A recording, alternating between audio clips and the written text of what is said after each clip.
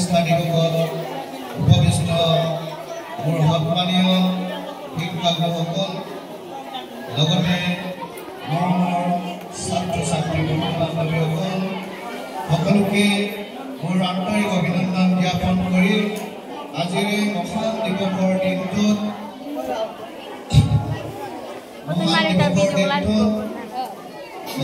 আমি চমুকৈ ৰোৱা সন্মান কথা ক'বলৈ আগবাঢ়িছোঁ যাতে গ্ৰথ থাকিব পাৰে তাৰ কাৰণে মই সকলোকে ক্ষমা বিচাৰি মোৰ ক'বলগীয়া দুটামান কথাবোৰ ক'বলৈ আগবাঢ়িব বিচাৰিছোঁ।